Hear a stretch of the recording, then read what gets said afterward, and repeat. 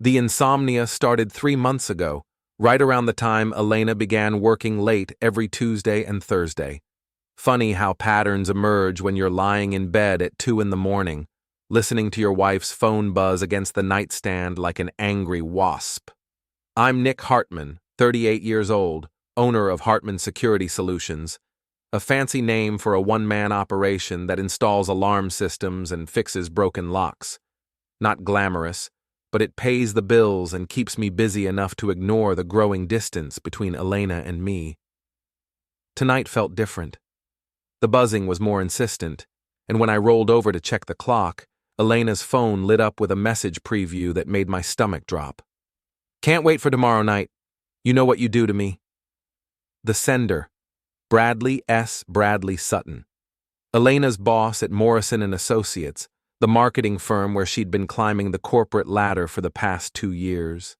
I knew Bradley from company picnics, tall, expensive suits, drives a BMW that costs more than I make in a year. The kind of guy who calls everyone buddy while looking over their shoulder for someone more important. Elena stirred beside me, her auburn hair spread across the pillow like spilled wine. Even in sleep, she looked put together, like she was ready for a magazine cover. We'd been married 8 years, together for 10, and I could count on one hand the number of times I'd seen her truly disheveled. "You awake?" she mumbled without opening her eyes. "Just checking the time," I lied, sliding her phone back onto the nightstand. She rolled away from me, pulling the covers tight around her shoulders. "I've got that client presentation tomorrow. Big day." Right. The client presentation, on a Thursday night, with Bradley. I stared at the ceiling, my mind racing through possibilities I didn't want to consider. Elena had always been ambitious, always pushing for the next promotion, the next opportunity. I'd admired that about her when we met, her drive, her refusal to settle. But somewhere along the way, that drive had turned into something else, something that didn't include me. The next morning, Elena left early, kissing my cheek with the same perfunctory affection she'd show a distant relative. Her coffee mug sat abandoned on the counter, lipstick stain on the rim like evidence of a crime I couldn't quite name. I spent the day installing a security system for Mrs. Patterson, an elderly widow who jumped every time a car backfired. Simple job. Motion sensors, door alarms, a basic camera setup. The kind of work that let my mind wander to places it shouldn't go. "Marriage is like a house," Mrs. Patterson said, watching me mount a camera above her front door. "You think it's solid, but sometimes the foundation shifts without you noticing. By the time you see the cracks, the damage is already done." I almost asked if she was speaking from experience, but the sadness in her eyes told me everything I needed to know. That evening, I sat in my truck outside Morrison & Associates, feeling like the worst kind of fool. The building was mostly dark except for a few scattered windows on the upper floors. Elena's car was in the parking lot, along with a familiar black BMW. I should have gone home, should have confronted Elena directly, asked the questions that were eating at me from the inside. But something about that text message, about the casual intimacy of it, made me want to see for myself. The security guard at the front desk was reading a paperback novel, barely glancing up when I flashed my old contractor badge, a leftover from when I'd done some work for the building management company. The elevator ride to the 7th floor felt like ascending to my own execution. The Morrison & Associates office was a maze of glass partitions and open workspaces, all sleek lines and modern furniture. Bradley's corner office glowed with warm light, and through the floor-to-ceiling windows, I could see 2 figures inside.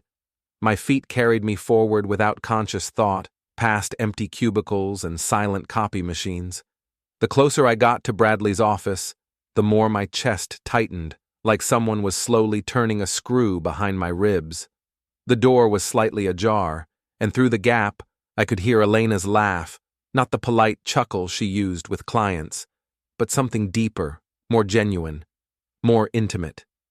I pushed the door open and stepped inside.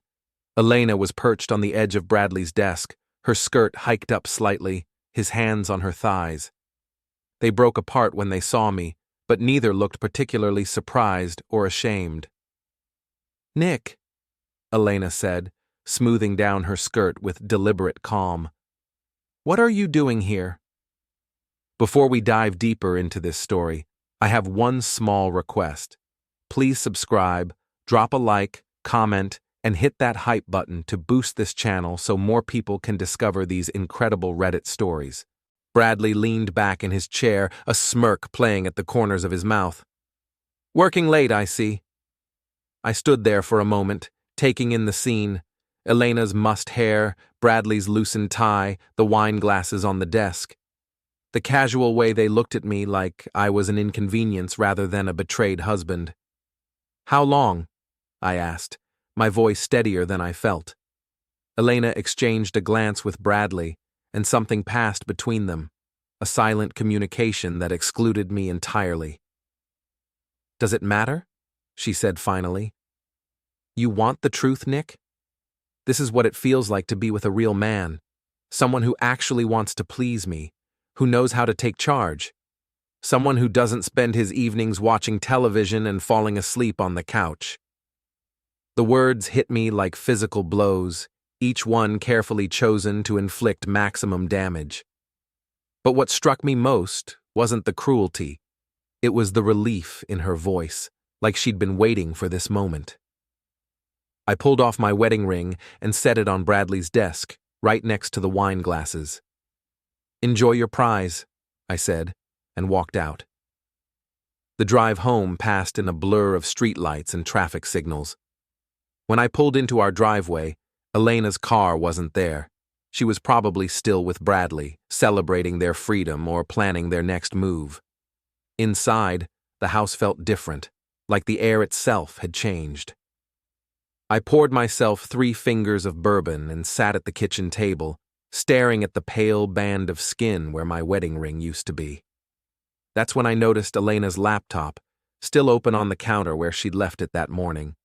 The screen had gone to sleep, but when I touched the trackpad, it came alive with a document that made my bourbon taste like ash.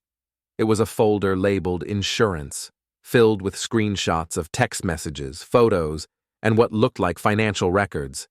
Not insurance policies, insurance against me. Elena had been documenting everything, building a case that painted me as a neglectful, possibly abusive husband.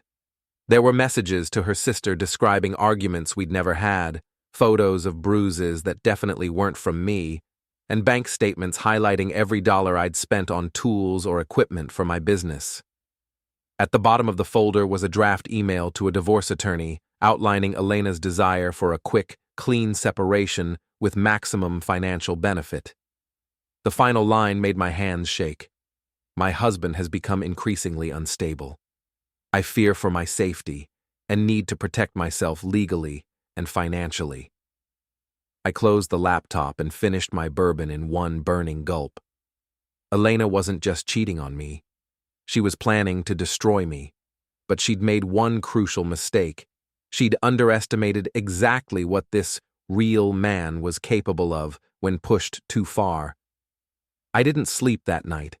Instead, I sat in my basement workshop, surrounded by the tools of my trade, cameras, monitors, recording equipment, and enough electronic surveillance gear to stock a small spy shop. People think security work is just about installing alarms and changing locks, but the real money comes from knowing how systems work, how to bypass them, and how to use them in ways their designers never intended. By dawn, I had a plan. Elena came home around 7, slipping through the front door like she was trying not to wake a sleeping baby. She found me in the kitchen, making coffee and scrambling eggs as if nothing had happened. "We need to talk," she said, setting her purse on the counter with careful precision. "About what?" I asked, not looking up from the stove. She studied my face, probably looking for signs of the breakdown she'd been documenting in her little insurance folder. "About last night. About us." I plated the eggs and sat down at the table. "There is no us, Elena. You made that pretty clear. It doesn't have to be ugly, Nick. We're both adults. We can handle this maturely." Maturely. like she was discussing a business merger instead of the end of our marriage. "You're right," I said, taking a bite of eggs. No point making things more complicated than they need to be. She looked surprised, maybe even disappointed. I think she'd been expecting tears, accusations, maybe even violence she could add to her evidence file. "I'll start looking for an apartment," I continued. "Give you some space to figure things out." "That's very reasonable of you." Reasonable. Elena loved that word. Everything in her world had to be reasonable, logical, beneficial to her long-term goals. After she left for work, I got busy. My first stop was Ray's place, Ray Kowalski, my best friend since high school and the owner of the Drunken Elk, a dive bar that served as the unofficial gossip central for our little town. Ray was also a retired cop with a healthy disrespect for authority and a network of contacts that would make a private investigator jealous. "You look terrible," Ray said when I walked into the bar at 10 in the morning. He was stocking bottles behind the counter, his thick arms moving with practiced efficiency. "Elena's having an affair with her boss." Ray stopped mid-motion, a bottle of whiskey frozen halfway to the shelf. "You sure?" "Caught them in his office last night. She basically told me he's a real man, and I'm not." "Ouch." Ray set the bottle down and reached for 2 glasses. "Bourbon?" "It's 10 in the morning." "So?" I sat down at the bar and accepted the drink. The bourbon burned, but it was a clean burn, nothing like the acid that had been eating at my stomach since last night. "What do you need?" Ray asked. "Information. Background on Bradley Sutton. Anything you can dig up. Also, I need to know if Morrison & Associates has any security vulnerabilities I should be aware of." Ray's eyes lit up with interest. "Planning something creative?" "Just want to level the playing field. Give me 24 hours. My next stop was Morrison & Associates. Not to confront anyone, but to do what I should have done months ago, pay attention to the details. The building's security system was outdated, installed by a company that had gone out of business 3 years ago. The cameras were obvious, the blind spots were numerous, and the access controls relied on key cards that could be cloned with equipment I had in my truck. More importantly, I still had administrative access to their system from when I'd done some consulting work for building management. Elena didn't know about that contract. It had been a small job, forgotten paperwork that never got updated when I finished the work. I spent an hour in my truck, laptop connected to the building's network, downloading months of security footage and access logs. Elena and Bradley had been meeting after hours for nearly 4 months, always on the same nights, always in his office. But that wasn't the most interesting discovery. The footage also showed Elena meeting with other people, competitors from rival firms, clients who should have been off limits for personal contact, and on 3 occasions, a man I didn't recognize who handed her envelopes that she quickly stuffed into her purse. Elena wasn't just having an affair.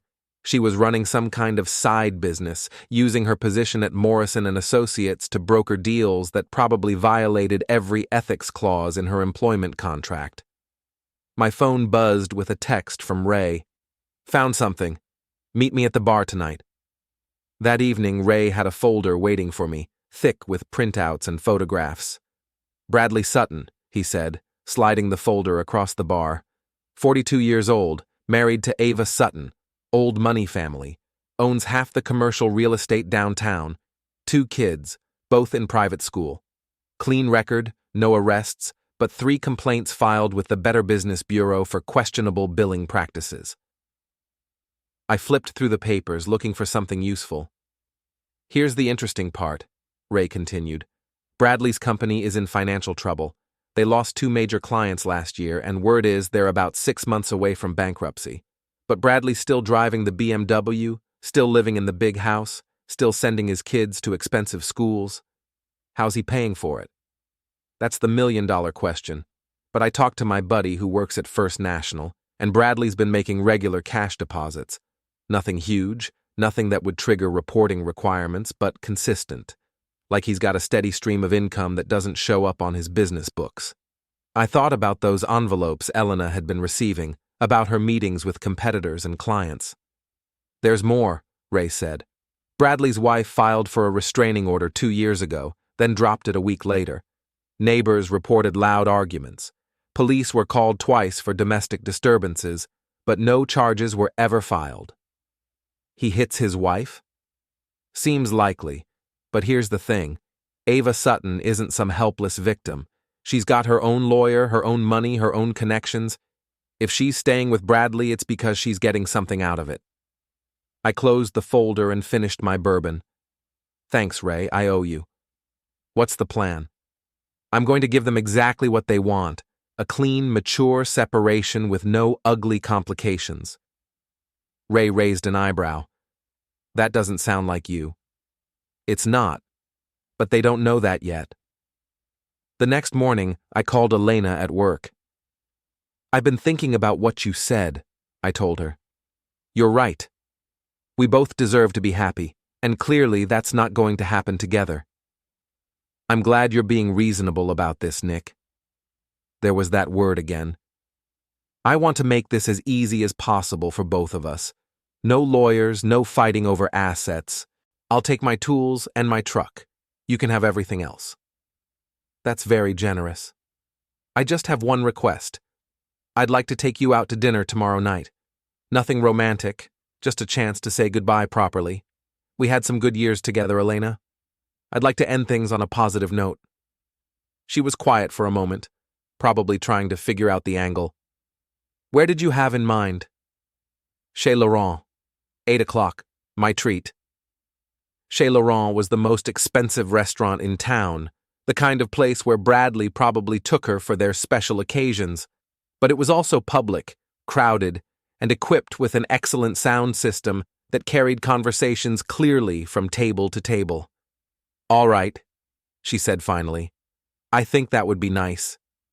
After I hung up, I called the restaurant and made a reservation for 8 people instead of 2.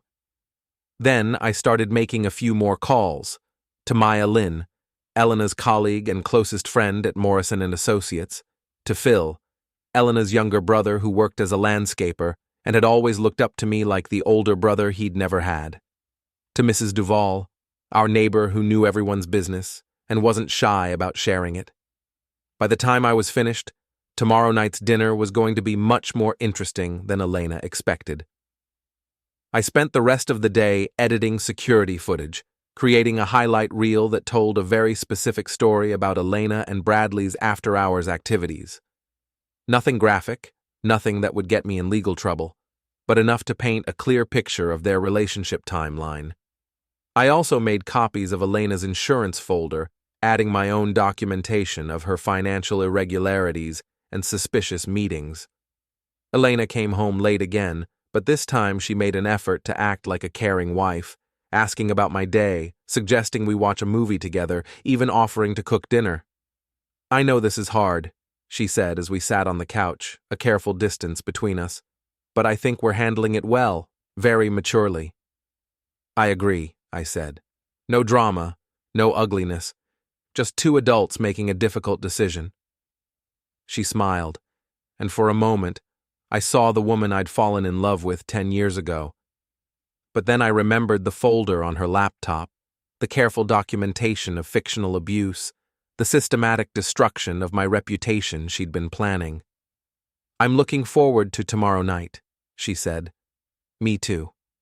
I think it'll be exactly what we both need." Elena went to bed early, claiming she had a headache. I stayed up late, making final preparations for tomorrow's dinner party. By the time I went to sleep, everything was ready. Elena wanted a clean, mature separation with no complications. She was about to learn that sometimes the cleanest cuts are the deepest ones. The next evening, I arrived at Chez Laurent 30 minutes early to make sure everything was perfect. The restaurant was exactly as I remembered. Dim lighting, white tablecloths, and the kind of hushed atmosphere that made every conversation feel intimate and important. I'd requested a specific table, one in the center of the dining room where sound carried well and sightlines were clear. The maitre d' was accommodating, especially after I explained that this was a special occasion that required privacy and discretion. Elena arrived precisely at 8, looking stunning in a black dress that probably cost more than most people's car payments. She'd done her hair in loose waves and wore the diamond earrings I'd given her for our 5th anniversary. She looked like a woman going to her own celebration, not her marriage's funeral. "You look beautiful," I said, standing to pull out her chair. "Thank you. You clean up pretty well yourself." I'd worn my best suit, the charcoal gray one I saved for funerals and court appearances. Seemed appropriate for the occasion. We ordered wine, a bottle of Bordeaux that cost more than I usually spend on groceries in a month. Elena seemed relaxed, almost giddy, like she was finally free to be herself after years of pretending. "I have to admit," she said, raising her glass, "I was worried you might make this difficult." "Why would I do that? We both want the same thing. Do we?" "Sure.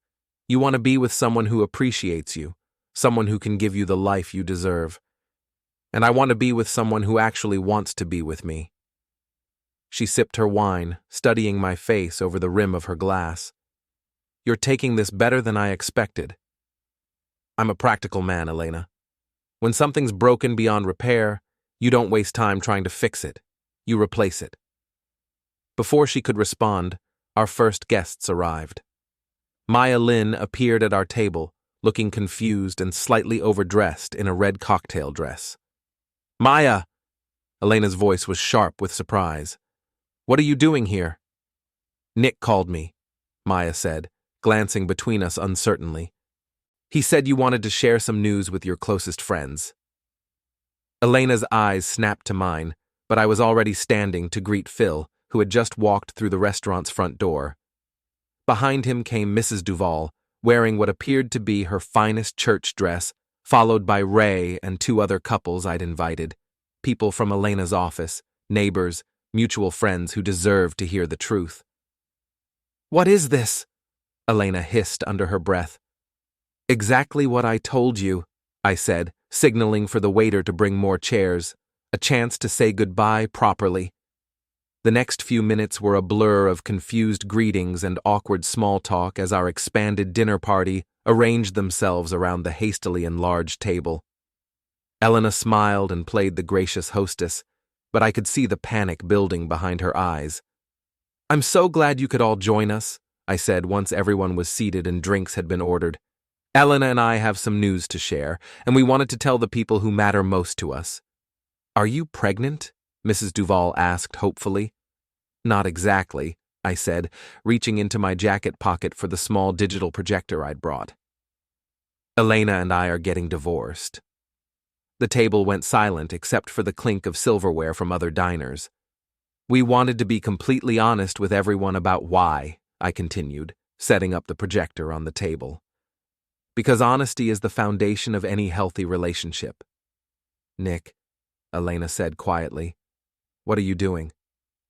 "Giving everyone the whole story." I pressed play, and the security footage began projecting onto the white wall behind our table.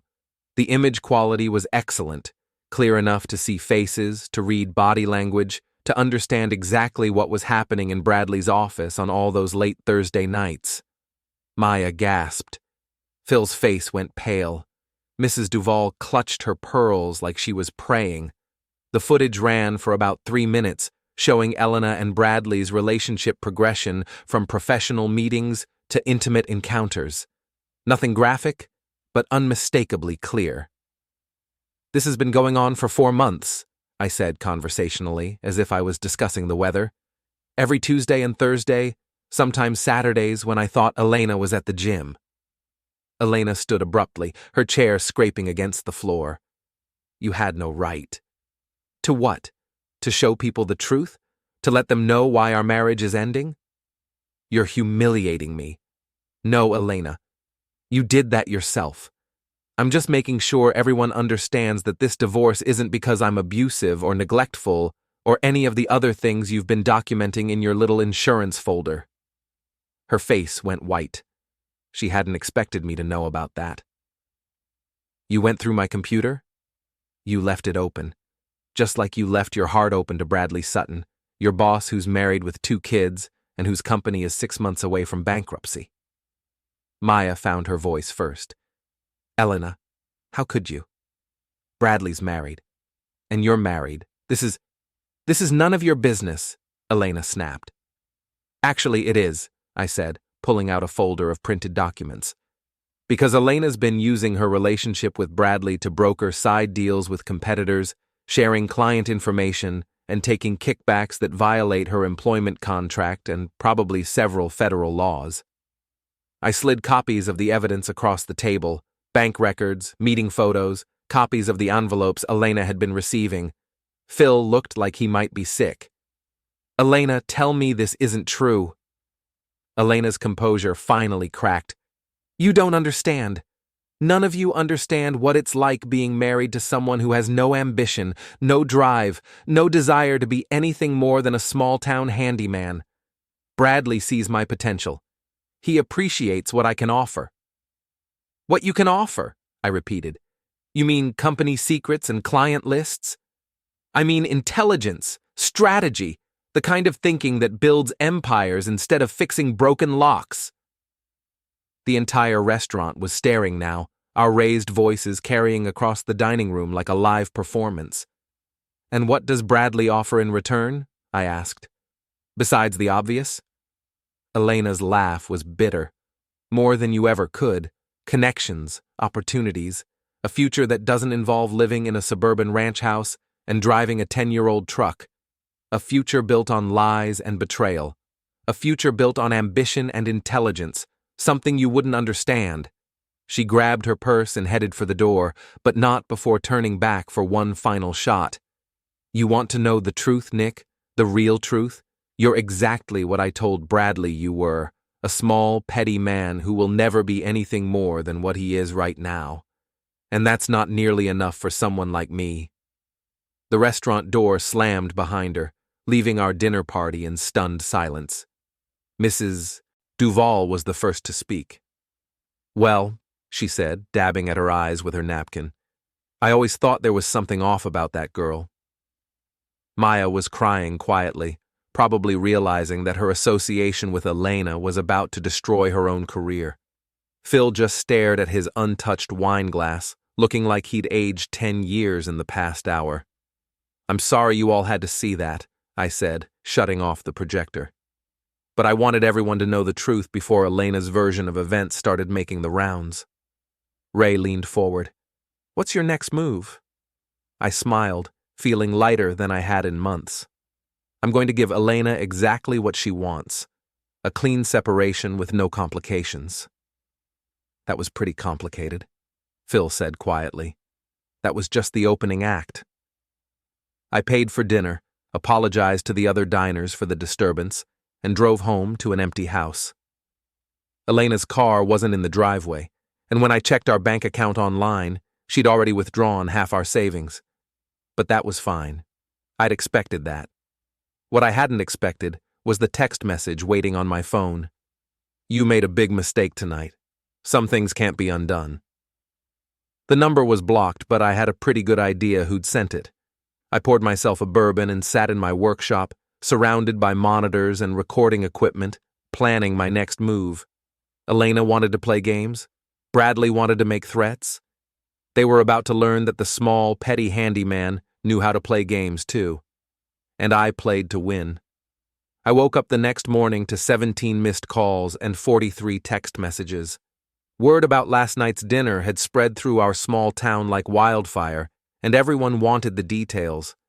Mrs. Duval had apparently spent the night calling every member of her book club, her bridge group, and her church committee. Maya had posted a vague but dramatic status update about learning who your real friends are. Phil had called Elena's parents, her sister, and half our extended family. By noon, my phone was buzzing constantly with calls from people I hadn't spoken to in years, all wanting to know if the rumors were true. The answer was yes, but I kept my responses brief and factual. Elena was having an affair with her married boss. We were getting divorced. I appreciated everyone's concern, but I preferred to keep the details private. Let Elena deal with the questions. Let her explain why she'd been meeting with Bradley in his office after hours. Let her justify the side deals and the kickbacks and the systematic betrayal of everyone who'd trusted her. Around 2 in the afternoon, Bradley finally made his move. I was installing a security camera at Peterson's Hardware when my phone rang. Unknown number, but I answered anyway. "You think you're clever." Bradley's voice was tight with controlled anger. "But you have no idea what you've started." "I think I have a pretty good idea. Elena's career is ruined because of your little stunt last night. Her reputation, her professional relationships, everything she worked for, gone. Elena's career is ruined because she chose to have an affair with her married boss and use that relationship to commit fraud. I just made sure people knew about it. You destroyed her life out of spite." I told the truth. If that destroyed her life, maybe she should have made better choices. Bradley was quiet for a moment, and when he spoke again, his voice was different, colder, more calculated. "You know what I think, Nick? I think you're a sad, pathetic man who couldn't handle losing his wife to someone better. I think you're dangerous, unstable, and I think Elena was right to be afraid of you." "Elena was never afraid of me." "Are you sure about that? Because I have some very interesting conversations recorded where she talks about your temper, your drinking, your increasingly erratic behavior, conversations that paint a picture of an abusive husband who finally snapped when his wife tried to leave him." My grip tightened on the phone. "You're lying." "Am I?" "Elena's been documenting your behavior for months, Nick. Every argument, every raised voice, every time you came home late smelling like alcohol. She has photos, recordings, witnesses who will testify that she was afraid for her safety." "Witnesses like you? Like me, like Maya, like several of Elena's colleagues who were concerned about the bruises they saw, the excuses she made, the way she flinched when you called her at work." I felt something cold settle in my stomach. Elena hadn't just been building an insurance file. She'd been creating an entire fictional narrative, complete with supporting characters and manufactured evidence. "Here's what's going to happen," Bradley continued. "You're going to disappear quietly. No more public scenes, no more harassment, no more spreading lies about Elena's professional conduct. You're going to give her an uncontested divorce with a generous settlement, and you're going to stay away from her permanently. And if I don't? Then Elena files for a restraining order based on domestic abuse. She presses charges for harassment and stalking.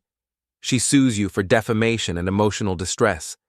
And when all that's finished, you'll be broke, unemployed, and probably in prison. You can't prove abuse that never happened. Can't I? Elena's very convincing, Nick. Very sympathetic. And she has evidence. Photos, recordings, medical records. Juries love to protect innocent women from dangerous men." The line went quiet, except for the sound of my own breathing.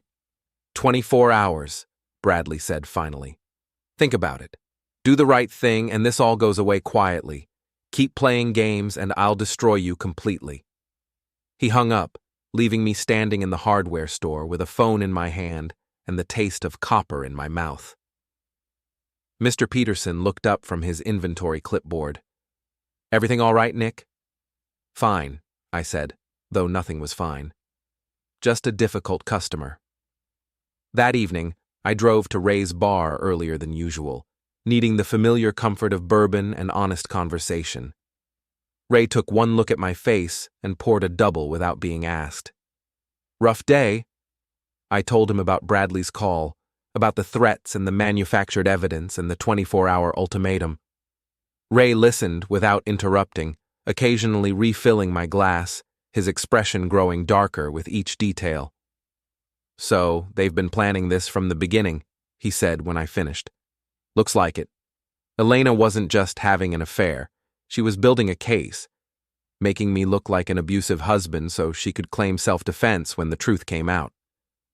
Clever girl. Too clever. Bradley's right about one thing. If they file charges, if they get Elena in front of a jury looking scared and vulnerable, I'm finished. Doesn't matter if it's true or not." Ray polished a glass thoughtfully. "What about the evidence you have? The security footage? The financial records?" Inadmissible if I obtained it illegally, which I did. So what's the plan? I stared into my bourbon, watching the amber liquid catch the bar's neon light. I don't know.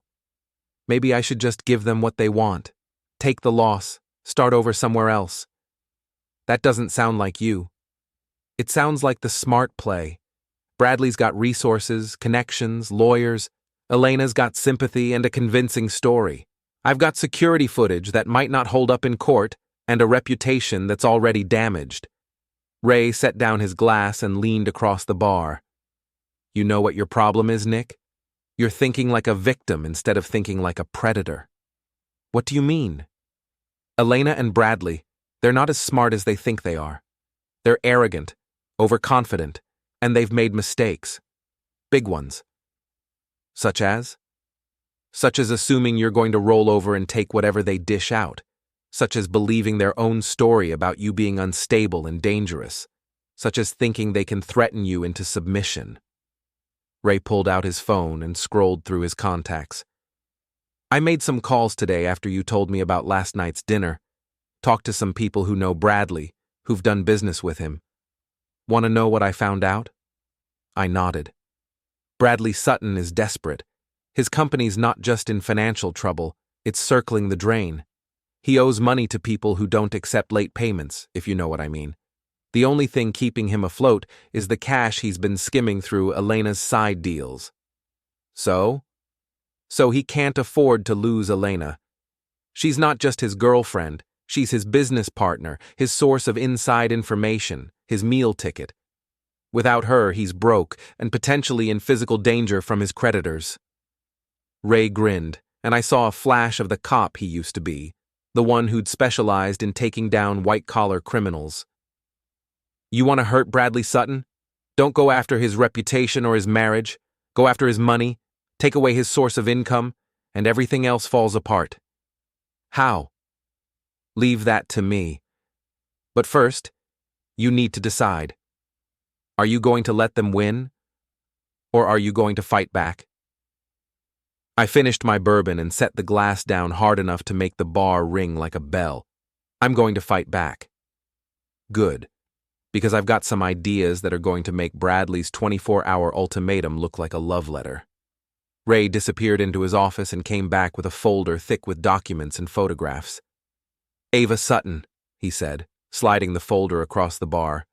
Bradley's wife. Turns out she's been conducting her own investigation into her husband's finances. She hired a private investigator 6 months ago, and she's been building a case for divorce that would leave Bradley with nothing. I flipped through the papers. Bank records, surveillance photos, documented evidence of Bradley's affairs and financial irregularities. She knows about Elena?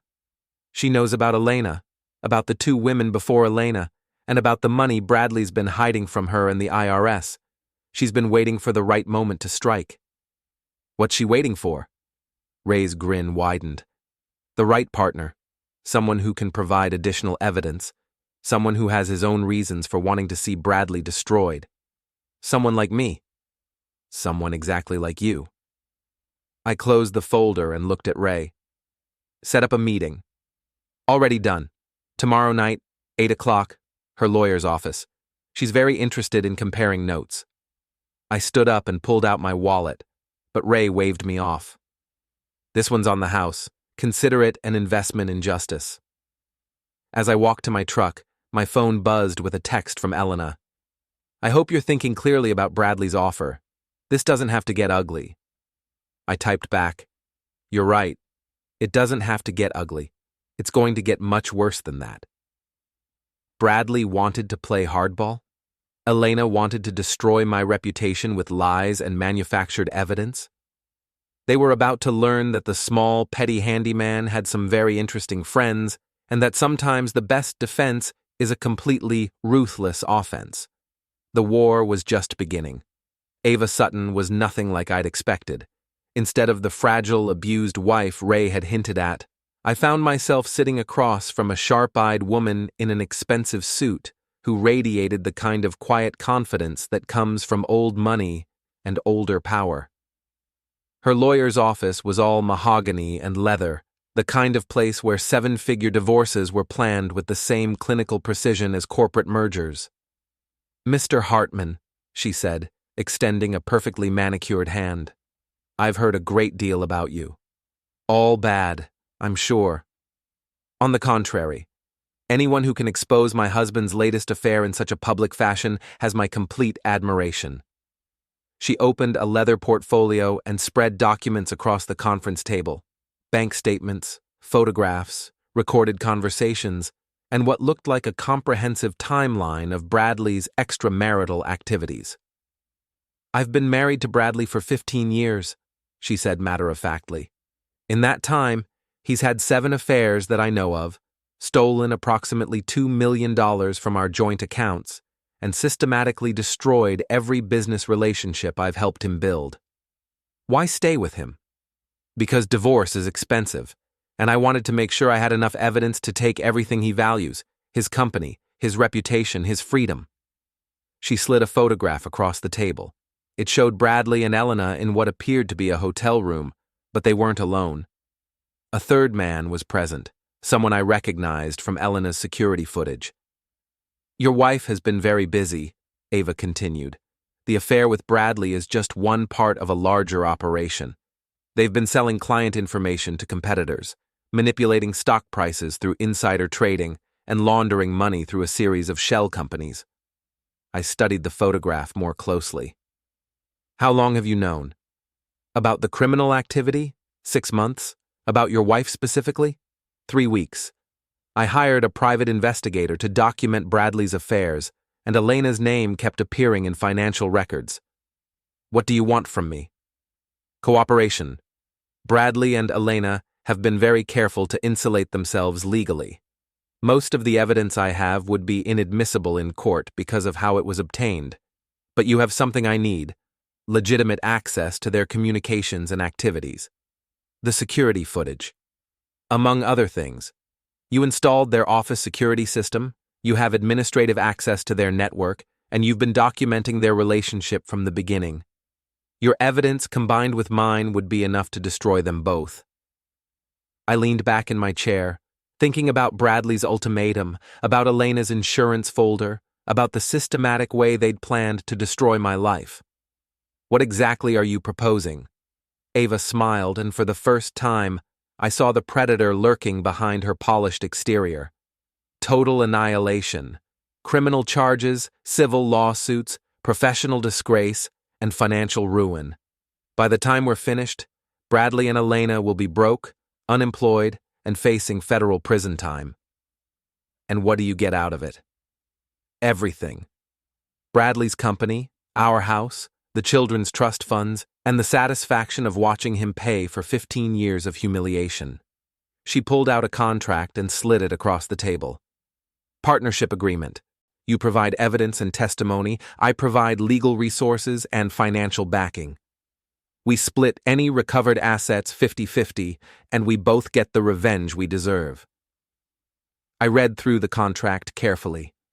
It was thorough, professionally drafted, and completely ruthless in its scope. "There's one thing I want that's not in here," I said. "What's that?" "I want Elena to publicly admit what she did. Not just the affair, but the lies about me being abusive, the manufactured evidence, the systematic destruction of my reputation. I want her to confess on record that she fabricated everything." Ava considered this. "That could be arranged. Public humiliation is often more effective than financial punishment." I signed the contract. Over the next week, Ava and I worked together with military precision. Her private investigator provided additional surveillance footage. Her forensic accountant traced the money trail through Bradley's shell companies. Her computer expert helped me access Elena's files legally through a court-ordered discovery process. The evidence was overwhelming. Elena and Bradley hadn't just been having an affair. They'd been running a sophisticated fraud operation that had stolen hundreds of thousands of dollars from clients and competitors. But the most damaging evidence came from Elena's own files. In addition to the fake insurance folder she'd created about me, we found detailed records of her other schemes: Blackmail photos of clients, stolen intellectual property, and recorded conversations where she and Bradley discussed framing me for domestic abuse. "She's been planning this for almost a year," Ava said, reviewing Elena's files in her lawyer's office. "The affair, the fraud, the false accusations against you, it was all part of a comprehensive exit strategy." Exit strategy?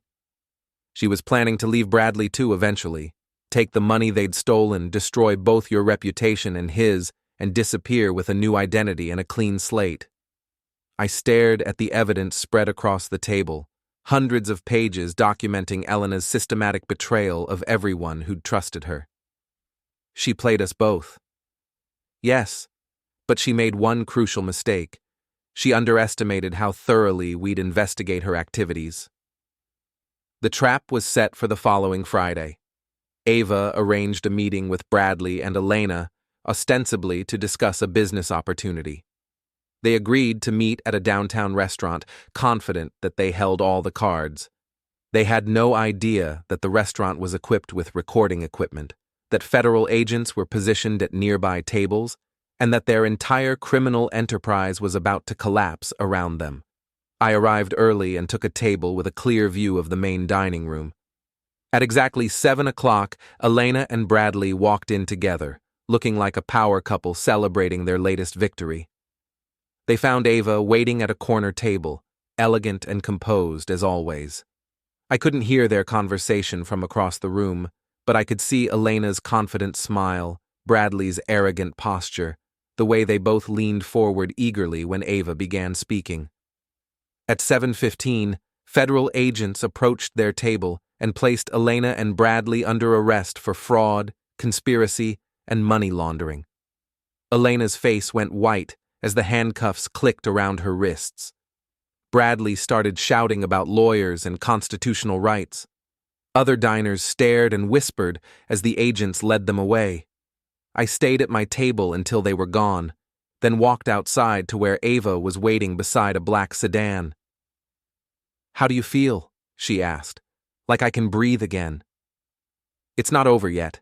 The trial will take months and they'll probably try to plea bargain by offering testimony against each other. Let them. The evidence speaks for itself." Ava handed me an envelope. Elena's confession.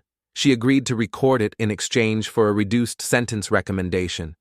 She admits to fabricating the abuse allegations, to manipulating evidence, and to systematically lying about your marriage.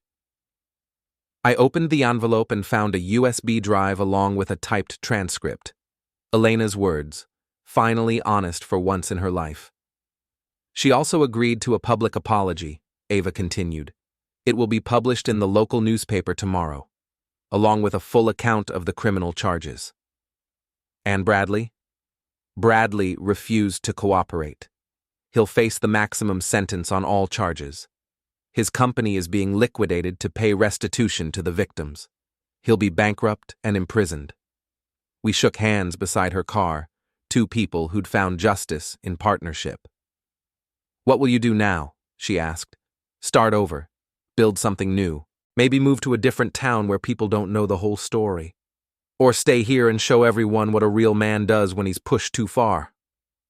I watched her drive away, then walked to my truck and sat in the darkness for a few minutes, processing everything that had happened. My phone buzzed with a text from Ray. "Saw the news. Drinks are on me tonight." I drove to the Drunken Elk, where a small crowd had gathered to discuss the arrests and the newspaper article that had already been posted online. Mrs. Duval was holding court at a corner table, dramatically recounting her role in exposing Elena's lies. Ray poured me a bourbon and raised his own glass in a toast. "To justice served cold," he said. "To real men who don't let anyone destroy them," I replied. We drank, and for the first time in months, the bourbon tasted like celebration instead of medicine. Elena and Bradley had wanted to play games, to manipulate and destroy and steal their way to happiness. They'd thought they were smarter, more sophisticated, more deserving than the people they'd betrayed. But they'd forgotten one crucial truth. Sometimes the small, petty handyman knows exactly how to dismantle the elaborate structures that arrogant people build around their lies. And sometimes justice isn't about forgiveness or moving on. Sometimes justice is about making sure that people who destroy others get exactly what they deserve.